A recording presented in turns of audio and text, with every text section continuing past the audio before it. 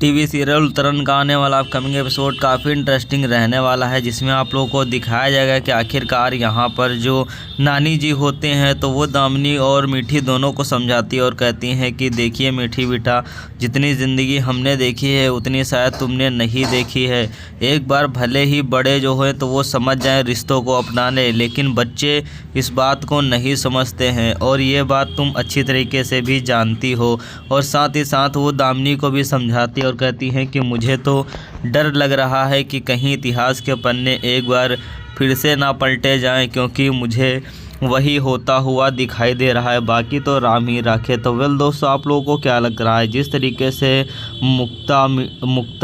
मीठी और तपस्या इच्छा के बीच हुआ था, क्या उसी तरीके से होने वाला है? मुझे तो ऐसा ही लग रहा है। आप लोगों को ऐसा लग रहा है कमेंट करके ज़रूर बताइएगा। वेल यहाँ पर दूसरे सीन में दिखाया जाएगा कि यहाँ पर जो तमन्ना होती है तो वो पेंटिंग्स बना रही होती है, तभी वहाँ पर जो है तो आती है रानी और बैग वगैरह सारे कलर्स वगैरह फेंक देती है और कहती है कि तुम उठो और मेरे कमरे से जाओ, तुम यहाँ पर नहीं रुक सकती हो। तभी इतना शोर शराबा सुनकर मीठी भी वहीं पर आ जाती है और रानी को समझाने की कोशिश करती है कि ये तुम क्या कर रही हो और इस तरीके से इतना क्यों चिल्ला रही हो। तभी रानी जो होती है तो वो कहती है कि ये यहाँ पर नहीं रहेगी और ना ही इस घर में रहेगी, मैं इसे बिल्कुल भी नहीं बर्दाश्त करूँगी, मेरे कमरे में ये नहीं रुक सकती है। इतना सुनते ही यहाँ पर नानी और सभी वहाँ पर जो है तो वो आ जाते हैं और यहाँ पर दामिनी और नानी को तो सब वैसा ही लग रहा होता है। तभी नानी जी हुई होती हैं तो वो कहती हैं कि देख दामिनी, मुझे तो इतिहास के पन्ने उसी तरीके से खटखटाते हुए नज़र आ रहे हैं, जिस तरीके से मुक्ता ने कहा था कि मैं इसके साथ इसके कमरे में नहीं रह सकती हूँ, उसी तरीके से एक बार फिर से रानी ने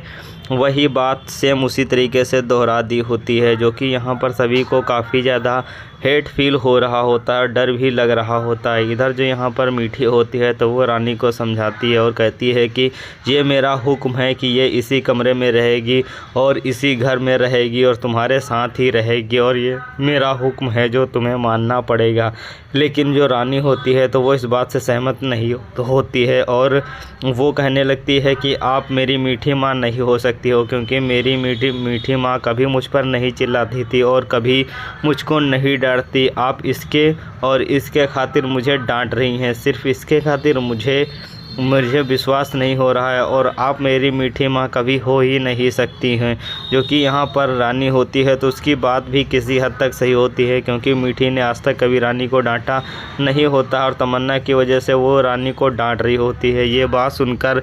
दामिनी और नानी जी को भी वही फील हो रहा होता है जो कि आप लोगों को इस वक्त फील हो रहा होगा कि इसी तरीके से एक समय इच्छा और तपस्या भी लड़ा करती थी और इसी तरीके से उन्हें भी घर में लाया गया होता है। इधर जो यहाँ पर एकादशी जी होती हैं तो वो रानी को समझाने की कोशिश करती है और कहती हैं कि चल तू मेरे रूम में चल, दादी का कमरा यानी तेरा का कमरा, चल वहीं चल जाकर सो जाकर। रानी जो होती है तो वो एकादशी यानी अपनी दादी की बात तो उस वक्त मान लेती है, लेकिन एक बड़ा सवाल यहाँ पर आकर खड़ा हो जाता है कि क्या सीन में फिर से वही सब दोहराने वाला है इतिहास के पन्ने। तो आप लोगों को ये सीरियल कैसा लग रहा है, वेल हमें कमेंट कर सकते हैं। और आप लोगों को इसके बाद किस सीरियल का अपडेट सुनना अच्छा लगेगा और कौन सा अपडेट आप लोग सुनना चाहते हैं तो हमें कमेंट बॉक्स में ज़रूर मेंशन करिएगा। इधर जो यहाँ पर मीठी और दामिनी जी होते हैं एक तमन्ना को तो समझा देती हैं, लेकिन उनके दिल में जो डर होता है तो वो अभी तक बना हुआ होता है। इधर सुबह हो चुकी होती है और जो एकादशी जी होती हैं तो वो रानी को उठाती हैं और कहती हैं कि चल उठ, अब सुबह हो गई है, जल्दी से उठ जा। तभी मीठी जो रानी होती है तो वो सोने की बात करती है और एकादशी समझाती हैं रानी को कि देख बेटा, आकाश और मीठी तेरे माँ बाप हैं और तो उसका कभी अपमान मत करना। लेकिन जो रानी होती है तो वो अभी भी यही सोच रही होती है कि वो जो है तो अब रानी से प्यार नहीं करते हैं बल्कि तमन्ना से प्यार करते हैं। तो यहाँ पर दूसरे सीन में दिखाया जाएगा कि जो रानी होती है तो वो गुस्से में स्कूल जाने के लिए अपने बाल बना रही होती है। तभी वहाँ पर जो है तो तमन्ना आती है, नहाने के लिए जा रही होती है और वो